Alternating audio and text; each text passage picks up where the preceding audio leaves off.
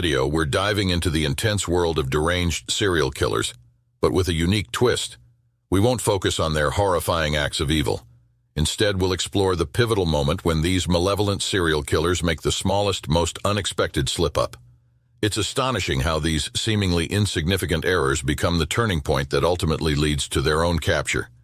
Some of the most notorious serial killers in the world have been brought to justice in this way, and it serves as a stark reminder that even the most calculating and cunning individuals are not infallible.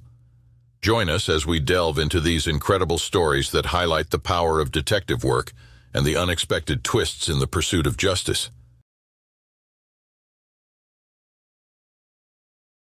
Between the dark years of 1974 and 1991, the notorious serial killer Dennis Rader, infamously known as the BTK Killer, terrorized Sedgwick County, Kansas, claiming the lives of 10 innocent people.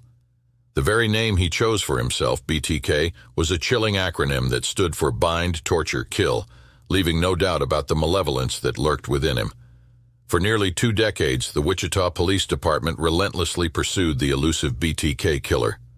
During this time, he took perverse pleasure in taunting law enforcement, sending them letters that provided gruesome details about his heinous crimes. The community lived in fear, and the police faced the daunting task of bringing this cold-blooded killer to justice. However, the turning point in this harrowing saga arrived when BTK made an audacious move. He reached out to the police, inquiring if they could trace a floppy disk if he were to send one. To his surprise, the authorities responded that they couldn't trace it. Seizing this opportunity, BTK sent the disk, believing he could continue to evade capture. But fate had other plans. The instant the police received the disk, they traced it back to its source. It was the moment that cracked the case wide open, leading to the long-awaited apprehension of the BTK killer in 2005. Police Lieutenant Ken Landwehr astutely observed, "Him sending that disk is what cracked the case. If he had just quit killing and kept his mouth shut, we might never have connected the dots." Between the years of 1989 and 1993, a horrifying series of events unfolded in New York City and Long Island at the hands of Joel Rifkin, a sinister serial killer who took the lives of at least 17 young women, though the actual victim count may never be fully known. His crimes were marked by their gruesome nature, as he targeted many of his victims, primarily sex workers, and subjected their bodies to horrific dismemberment, including the removal of fingertips and teeth. What makes this chilling tale even more remarkable is the twist that finally led to Rifkin's downfall. During the summer of 1993, Rifkin was driving along Southern State Parkway in New York without a license plate, a seemingly minor oversight that would have devastating consequences. His actions drew the immediate attention of the police, sparking a high-speed chase that concluded with Rifkin crashing directly into a pole outside a courthouse. It was during this chaotic encounter that the police detected an overwhelmingly foul smell emanating from Rifkin's truck. Their ensuing investigation led to a horrifying discovery: the body of 22-year-old Tiffany Bresciani.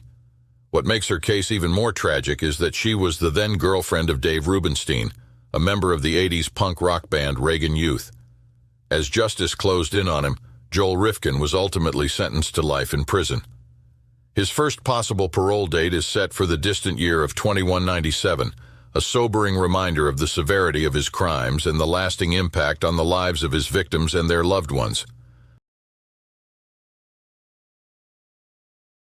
David, son of Sam Berkowitz, sent shockwaves through the public when he embarked on a chilling spree of violence between 1976 and 1977. His reign of terror cast a long shadow over the city, leading to one of the most extensive and relentless manhunts in the history of New York. What adds an astonishing layer to Berkowitz's capture is the seemingly ordinary trigger, a parking ticket. After Berkowitz mercilessly took the lives of a 20-year-old couple in a Brooklyn borough, a witness came forward with a crucial observation.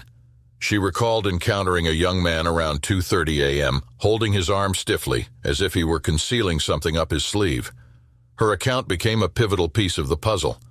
Additionally, there was a serendipitous encounter involving a diligent police officer.